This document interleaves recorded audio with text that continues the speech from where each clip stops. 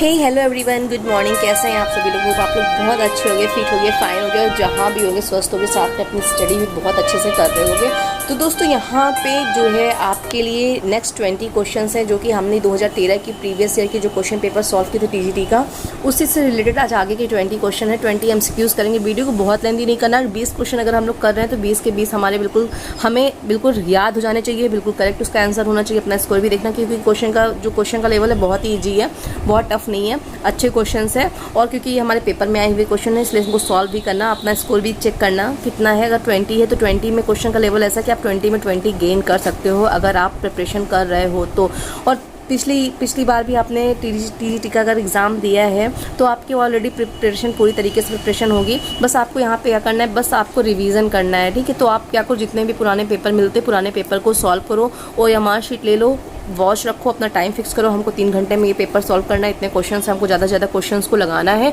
जो क्वेश्चन आ रहे हैं बिल्कुल ईमानदारी के साथ उसके आंसर दीजिए। जो नहीं आ रहे उनको डाउट में डाल के उसको जो है थ्योरी पार्ट में जाके उसको पढ़ के क्लियर करके कॉन्सेप्ट को, फिर उस क्वेश्चन को भी सॉल्व करिए। कई एक पेपर को 2-4 बार 10 बार लगाएंगे, क्योंकि अभी एग्जाम आने में टाइम है, तब तक आप बहुत सारा कर लोगे। और अपना सिलेबस यार वही है वो जो कि आ रहा है, शायद नेक्स्ट टाइम ये सिलेबस ना रहे, माइनस मार्किंग ऐड हो जाए, इंटरव्यू ऐड हो जाए, कल का पता नहीं क्या है। तो इसलिए कोशिश करना है कि आज ही हमको ये तैयारी करके अब की बार ही ये नौकरी हासिल करना है। अगर पिछली बार नहीं तो अब की बार जरूर ही करना। 1 या 2 नंबर कोई मायने नहीं होते। हमको 125 में 125 क्वेश्चन बिल्कुल एक्यूरेट करना, सही करना है। अगर आप 100 सोचोगे कि 90 क्वेश्चन सही करूँ, 100 क्वेश्चन सही करूँ, तब तो आप 60-70 में ही रह जाओगे। बस टारगेट होना चाहिए 125 में 125 करना ही करना है, ठीक है। तो well done is better than well said, ठीक है। अपना मूल समझो और विश्वास करो कि तुम जो है संसार में सबसे महत्वपूर्ण व्यक्ति हो, प्राणी हो, आपसे बेटर कोई नहीं है। बिल्कुल हमेशा पॉजिटिव रहो, उन लोगों के साथ में रहो जो पॉजिटिव है। निगेटिव मतलब कि यार मैं ऐसा नहीं कर सकता, क्यों नहीं कर सकते हो, आप कर सकते हो। बस ये सोचो कि मैं कर सकता हूँ और आपको करना ही है, ठीक है। कोई भी चीज़ें क्या होती हैं, कोशिश करे बिना नहीं मिलती हैं, और जब तक कोशिश नहीं होगी वहाँ पे ईमानदारी से कोशिश होनी चाहिए आपकी, और बिल्कुल आपका वहाँ पे मेहनत होनी चाहिए। जहाँ पे हार्डवर्क होता है ना, और जहाँ पे आपकी सच्ची लगन होती है, तो ईश्वर भी उसे देने से नहीं रोक पाता है। तो चलो यार, थोड़ी सी ज्ञान की बातें हो गई, अपन स्टार्ट करते हैं अपना क्वेश्चन नंबर 21। तो जैसा कि 21 क्वेश्चन है हमारा और बहुत ही ईजी है, आप फटाक से इसका आंसर दे दोगे। कि क्वेश्चन में है हमारा एड्स फैलता है, तो एड्स किसके द्वारा फैलता है? बैक्टीरिया के द्वारा, वायरस के द्वारा, प्रोटोजोआ के द्वारा, या इनमें से किसी के कारण भी नहीं फैलता है? तो ऑप्शन आपने देख के बिल्कुल फटाक से गेस कर लिया होगा कि राइट आंसर यहाँ पे क्या है। तो एड्स जो होता है हमारा दोस्तों वायरस के द्वारा फैलता है। किसके द्वारा? वायरस के द्वारा फैलता है। अगर आपने वायरस गेस किया तो आपकी 1 नंबर कन्फर्म हो गया, ओके। टीजीटी के अकॉर्डिंग 4 नंबर। तो एड्स से रिलेटेड एक और क्वेश्चन आता है कि एड्स की जांच के लिए हम लोग कौन सा टेस्ट करते हैं? तो याद रखना EILSA एलिशा टेस्ट होता है, जिसको एड्स की जांच के लिए हम लोग यूज करते हैं, ठीक है। जो एड्स होता है दोस्तों 90% जो होता है सेक्सुअल कॉन्टैक्ट के द्वारा फैलता है, और विश्व में लगभग कहता है 40 मिलियन जो व्यक्ति होते हैं ना, वो एड्स से संक्रमित होते हैं। नेक्स्ट क्वेश्चन है, क्वेश्चन नंबर हमारा अगला है, सेकंड क्वेश्चन में देखते हैं हमारा क्या पूछा गया है। तो क्वेश्चन नंबर 2 में पूछा गया मलेरिया फैलता है। तो देखो एड्स वायरस से फैलता है, अब मलेरिया किससे फैलता है? तो आप सभी को पता है मच्छर से फैलता है। अब कौन से मच्छर से फैलता है? नर एनाफिलीज मच्छर से फैलता है कि मादा एनाफिलीज मच्छर से फैलता है? तो आप सभी को जनरली कॉमन सा क्वेश्चन है, पता ही होगा कि मादा एनाफिलीज मच्छर के काटने से हमारा क्या होता है, मलेरिया जो होता है फैलता है। मादा एनाफिलीज मच्छर के काटने से क्या होता है? मलेरिया फैलता है, ठीक है। और मलेरिया जो होता है प्लाज्मोडियम, ये भी नोट कर लेना, क्वेश्चन आता है कि प्लाज्मोडियम किसके द्वारा होता है, ठीक है। याद रखना मलेरिया जो होता है प्लाज्मोडियम नामक जो होता है प्रोटोजोआ होता है, जिसके द्वारा फैलता है, जो कि एक मादा एनाफिलीज मच्छर के द्वारा क्या होता है, काटने से फैलता है, ठीक है। जिसको कि हम लोग कैरियर या वेक्टर होस्ट भी कहते हैं, ओके। प्लाज्मोडियम भी याद कर लेना कि प्लाज्मोडियम भी मलेरिया जो होता है ना, मलेरिया प्लाज्मोडियम नामक प्रोटोजोआ के द्वारा होता है, ओके। अगला क्वेश्चन हमारा नेक्स्ट है। तो नेक्स्ट अगला क्वेश्चन हमारा जो है 22 में पूछा गया कुल स्थायी दांतों की संख्या कितनी होती है?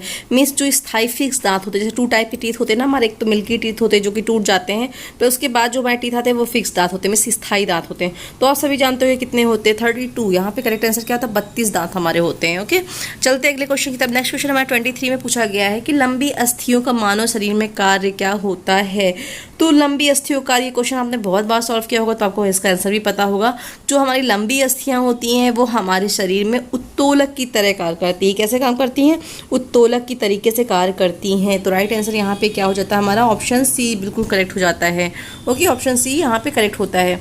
नेक्स्ट क्वेश्चन है क्वेश्चन नंबर 24 है। 24 में पूछा गया है किस संधि को अस्थि को 360 डिग्री। क्वेश्चन नंबर हमारा 24 है कि किस ज्वाइंट में अस्थि को, जो हमारी बोन होती है, उसको 360 डिग्री तक घुमा सकते हैं, घुमाया जा सकता है।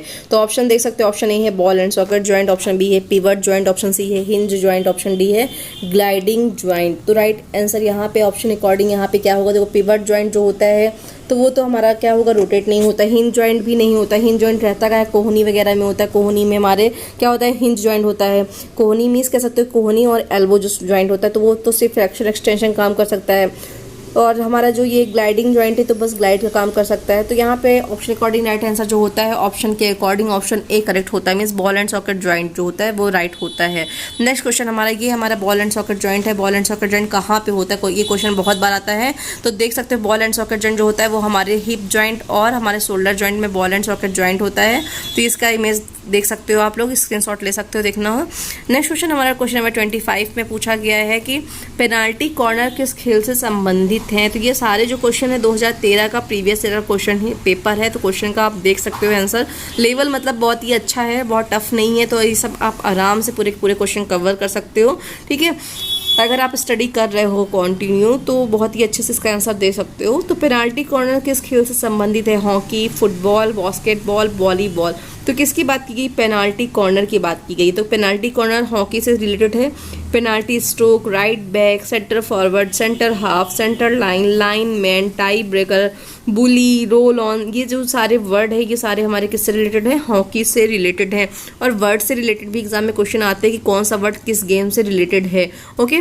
अगला क्वेश्चन हमारा 27 में पूछा गया है कि बास्केटबॉल से संबंधित ट्रॉफी है, तो कौन सी ट्रॉफी आपको बताना है। ऑप्शन ए है SM अर्जुन राजा ट्रॉफी, ऑप्शन बी है पूर्णिमा ट्रॉफी, ऑप्शन सी है ध्यानचंद ट्रॉफी, ऑप्शन डी है इनमें से कोई नहीं।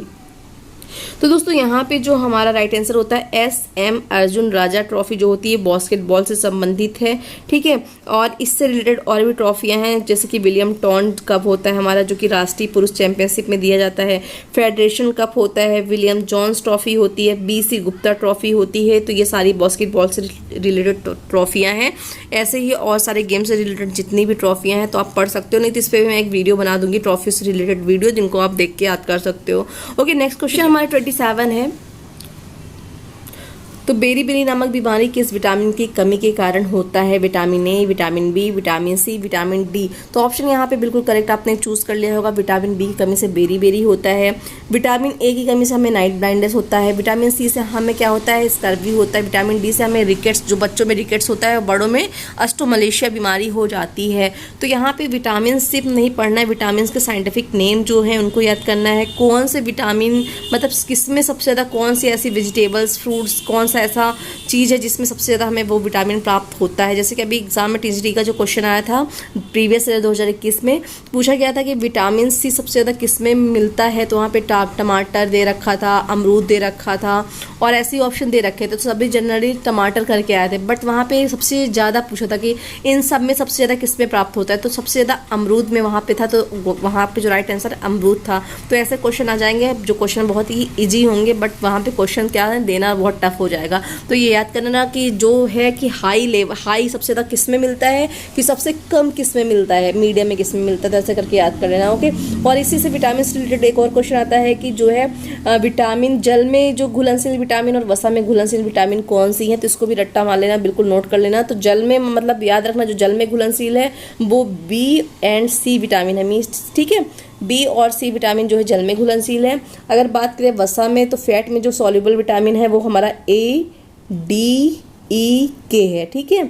ADEK जो होता है वो हमारा जल वसा में है और B and C जो होता है जल में घुलनशील विटामिन है। जल और वसा में घुलनशील विटामिन आपने देखा।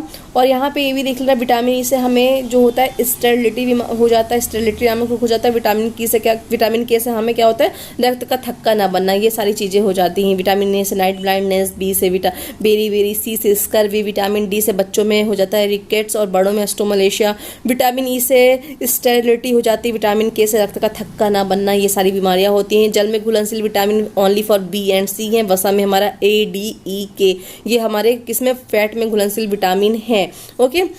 नेक्स्ट क्वेश्चन हमारा है 28 में पूछा गया है हमारा शरीर असंख्य जीवित इकाइयों का बना होता है जिन्हें हम लोग कहते हैं, तो क्या कहते हैं उनको हम लोग? ऊतक, तंत्र, कोशिका या झिल्ली? तो यहाँ पे राइट आंसर आपने तुरंत गेस कर लिया होगा कि हमारा राइट आंसर क्या होगा। तो राइट आंसर जो होता है दोस्तों वो हमारा क्या होता है? कोशिका होती है। कोशिका जो होती है जीवधारियों की सबसे छोटी संरचनात्मक क्रियात्मक इकाई होती है, जिसके अध्ययन को हम लोग साइटोलॉजी कहते हैं। याद करने लगे, ये क्वेश्चन भी आता है जैसे कि सेल के अध्ययन को साइटोलॉजी कहते हैं, अस्थियों के अध्ययन को ऑस्टियोलॉजी करते हैं, जोड़ों के अध्ययन को आर्थोलॉजी कहते हैं और टिश्यूज़ के अध्ययन को हिस्टोलॉजी कहते हैं। ठीक है, ये सारे क्वेश्चन भी ऐसे आते हैं। तो ये सारे जो है जो नाम है इनके नाम भी याद करना, किस चीज़ों में किसका अध्ययन करते हैं। ठीक है, तो यहाँ पे राइट आंसर हमारा क्या हो जाता है? कोशिका। ठीक है, कोशिका का अध्ययन साइटोलॉजी में करते हैं। हमारे शरीर की सबसे छोटी इकाई क्या होती है? कोशिका होती है। बिल्डिंग ब्लॉक क्या है? कोशिका होती, सेल होती है। ओके, अगला क्वेश्चन 30 है कि हॉकी स्टिक का वेट कितना होता है? तो दोस्तों हॉकी स्टिक का जो वजन होता है वो हमारा 28 ऑन्स होता है, मीन्स 28 ऑन्स होता है। गेंद की जो परिधि होती है बॉल की वो 223 से 224 ग्राम होती है। ओके, तो यहाँ पे राइट आंसर क्या हो जाता है हमारा? 28 ऑन्स हो जाता है। ऑप्शन सी यहाँ पे बिल्कुल करेक्ट हो जाता है। नेक्स्ट क्वेश्चन है, अगला क्वेश्चन कि लाल रक्त कणिकाओं की आयु मानव में होती है? तो आप सभी जानते होंगे क्योंकि ये क्वेश्चन बहुत ही बार आया है कि लाल रक्त कणिकाओं का जो जीवन काल होता है वो हमारा 100 से 120 दिन होता है। ऑप्शन बिल्कुल यहाँ पे करेक्ट क्या हो जाता है? सी हो जाता है।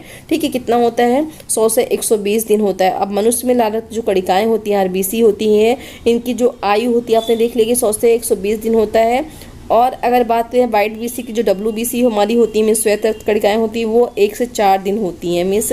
और जो WBC होती है हमारी, तो ये जो WBC होती है दोस्तों कणिका में होती हैं, और जो जो RBC होती है वो कणिका में होती है, और जो WBC होती है कणिका विहीन होती है। ठीक है, और WBC को हम लोग क्या बोलते हैं? थ्रम्बोसाइड बोलते हैं। इसका जो रासायनिक नाम थ्रम्बोसाइड, कभी कभी पूछता है थ्रम्बोसाइड किसको कहते हैं, तो WBC को थ्रम्बोसाइड कहते हैं।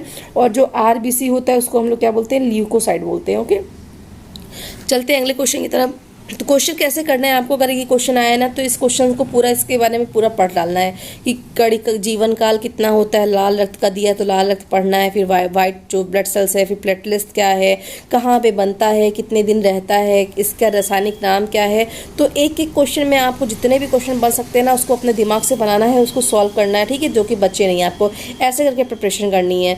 ठीक है, नेक्स्ट क्वेश्चन हमारा क्वेश्चन नंबर 32 है, kho kho federation of India की स्थापना कब हुई है? तो अब यहाँ पे खो खो फेडरेशन दिया है। आपको क्या करना है?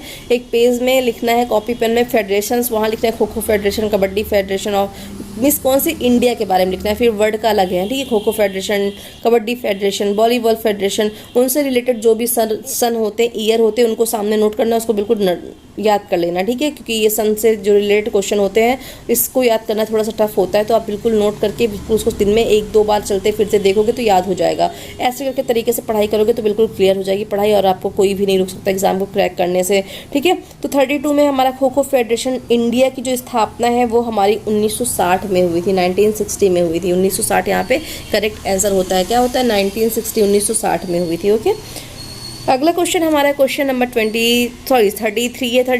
33 में पूछा गया मेरुदंड कितनी हड्डियों से मिलकर बना है? दोस्तों मेरुदंड जो बात करें तो मेरुदंड जो होता है बच्चों की अगर बात करें तो बच्चों में हमारे 33 होता है। एडल्ट की बात करें तो एडल्ट जो होता है एडल्ट में 26 होता है। ठीक है, तो यहाँ पे राइट आंसर हमारा क्या कर दोगे? मेरुदंड में कितनी हड्डियों से मिलकर बना होता है? तो राइट आंसर जो होता है वो हमारा होता है क्या? 33 हो जाता है। ऑप्शन यहाँ पे सी करेक्ट हो जाता है। ठीक है, अगर यहाँ बच्चों का पूछता तो 33, अगर यहाँ दे देता कि बड़ों में कितनी होती है एडल्ट में तो 26 होती हैं। ओके, नेक्स्ट क्वेश्चन हमारा है, अगला क्वेश्चन 34 है। पूछा गया है पारिवारिक मनोरंजन है, तो पारिवारिक मनोरंजन क्या होता है? ऑप्शन आप देख सकते हो क्या यहाँ पे एक्यूरेट है, तो मिस कह सकते हो पहला जो ऑप्शन है पूछा गया है ऐसे कार्यक्रम जिसपे आमोद प्रमोद के उद्यानों, परिहास क्षेत्रों जैसे स्थानों का लाभ के उद्देश्य से संचालित किया जाता है वो होना चाहिए, या फिर ऐसे कार्यक्रम जो कि चयन जो परिवार द्वारा अपने अवकाश के क्षणों को व्यस्त रहने के लिए आयोजन किया जाता है वो होता है, या फिर यह कार्यक्रम जो बड़े औद्योगिक घरानों तथा अन्य व्यावसायिक स्थापनाओं द्वारा जो होता है कर्मचारियों के लिए प्रशस्त किया जाता है ये होता है। तो ऑप्शन आप देख के समझ लोगे कि यहाँ पे राइट आंसर जो हमारा होता है ऑप्शन बी जो होता है बिल्कुल करेक्ट हो जाता है कि ऐसे संस्थान जो कि हमारे ऐसे जगह पे जाएँ जहाँ पे हम अपने परिवार के साथ छुट्टियाँ मनाएं, खुश रहें, व्यस्त रहें, कुछ एक्टिविटी करें, ये हमारा कहलाता है क्या? अवकाश मनोरंजन, पारिवारिक मनोरंजन कहलाता है। अब किसी बड़ी जगह पे पे जाएंगे, प्रौद्योगिकी कोई घराना है, वहाँ पे व्यवसायिक वगैरह चीज़ें हैं, तो वहाँ पे क्या होगा, वो तो हमारा मनोरंजन नहीं होगा, फैमिली मनोरंजन नहीं होगा। ठीक है, तो यहाँ पे ऑप्शन हमारा बी करेक्ट होता है। ऑप्शन देख के समझ के ही आंसर देना। ठीक है, अगला क्वेश्चन है नेक्स्ट 35 में पूछा गया YMCA की स्थापना कब और किसने की है। तो अगर आप इस फिजिकल एजुकेशन के स्टूडेंट हो, फिजिकल एजुकेशन के टीचर बनने जा रहे हो, तो ये YMCA के बारे में आपको पता ही होना चाहिए। YMCA हमारा HVPM है और हमारा LNIP है। लखनऊ क्रिश्चियन कॉलेज इनकी स्थापना कब हुई है, किसके जो प्रथम जो हमारे प्राचार्य थे वो कौन थे। तो इससे भी रिलेटेड एक पेज में लिख लेना, नोट कर लेना कि हमारा 1920 में हमारा YMCA बना था, 1957 में LNIP बना था, 1930 कांदीवली 1938 में बना था। ऐसे करके पूरा याद करना है। 1932 में लखनऊ क्रिश्चियन कॉलेज की स्थापना हुई थी, तो वहाँ के प्राचार्य कौन थे उनके बारे में भी नोट कर लेना। तो ऐसे बता रही ना, एक क्वेश्चन से आप 10 क्वेश्चन बनाना, जो भी बन सकते हो क्वेश्चन, जहाँ से भी बन सकते हो, अपना दिमाग का यूज करना, बनाना और नोट करना। ठीक है, सिर्फ क्वेश्चन सॉल्व नहीं करना है, उस क्वेश्चन को लिखना है, उससे रिलेटेड क्वेश्चन बना के करना है, तो आप बिल्कुल आपको रट जाएगा, बिल्कुल तैयार हो जाएगा। आपकी पढ़ाई एक नंबर कह सकते हैं हाई अच्छे लेवल की हो जाएगी एग्ज़ाम को क्रैक करने के लिए। तो ये चलते यहाँ पे राइट आंसर जो हमारा होता है कि YMCA की स्थापना कब और किसने की है। तो दोस्तों YMCA की स्थापना में, इस YMCA का पहले तो फुल फॉर्म जान लो कि यंग मैन क्रिश्चियन एसोसिएशन है। इसकी स्थापना जो है, स्थापना का श्रेय जो जाता है वो जाता है HC बक को जाता है। इन्होंने 1920 में मद्रास में इसकी स्थापना की थी। तो 1920 HC बक, ऑप्शन बी यहाँ पे करेक्ट हो जाता है। राइट आंसर ऑप्शन बी हो जाता है। ओके, नेक्स्ट क्वेश्चन हमारा है 36 से पूछा गया भोजन की ऊर्जा को मापा जाता है तो किस में मापते हो, लीटर में, मीटर में, कैलोरी में, किलोवाट में। तो आप सभी को पता है कि हम लोग कैलोरी में मेजर करेंगे, जो ऊर्जा को मेजर करते हैं कैलोरी में मेजर करते हैं। ओके, नेक्स्ट क्वेश्चन 38 में पूछा गया मुख्य श्वसन अंग कौन सा है। तो ऑप्शन है आपके सामने नाक, हृदय, कंठ, फेफड़े। तो क्या पूछा गया क्वेश्चन में, देखना मुख्य श्वसन अंग। तो मुख्य श्वसन अंग क्या है होगा, इसका राइट आंसर आपको बताना है। तो होप आपने गेस कर लिया होगा। अगर आपने लंग्स गेस किया तो बिल्कुल करेक्ट है। मुख्य श्वसन अंग हमारा क्या होता है, लंग्स होता है, फेफड़े होते हैं। ओके, क्या होता है, फेफड़े होते हैं।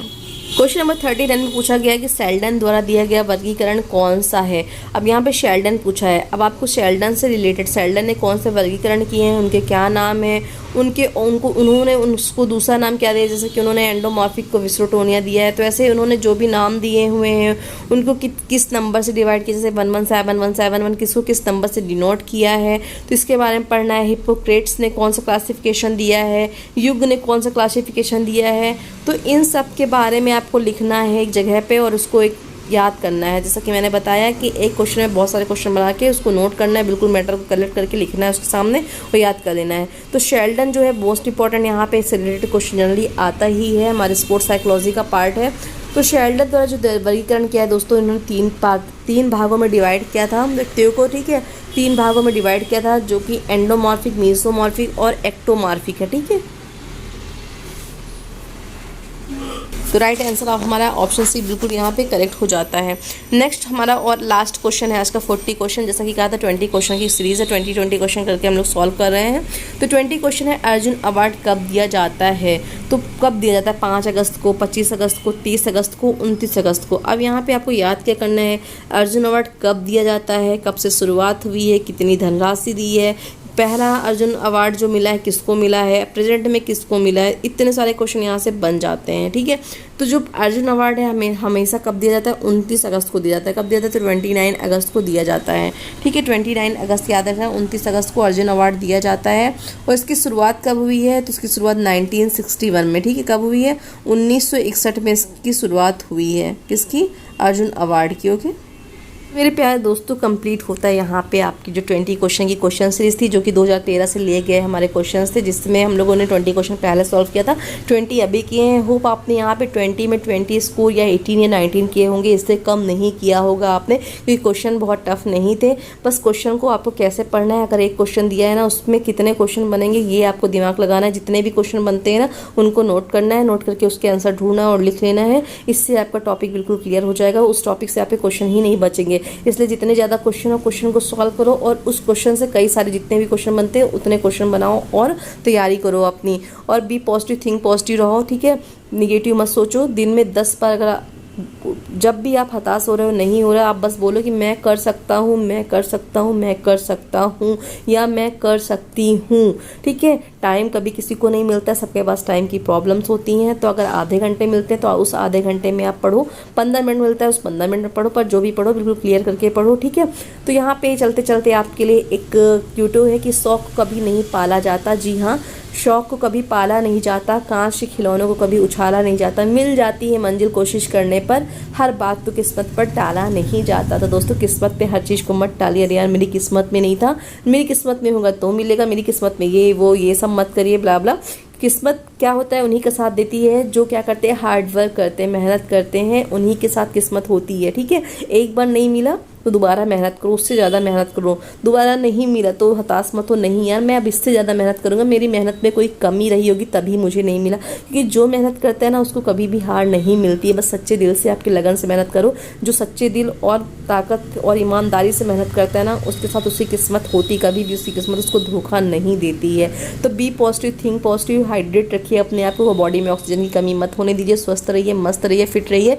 मिलते हैं अगले वीडियो में, तब तक के लिए आप सभी को नमस्कार, आपका दिन शुभ हो।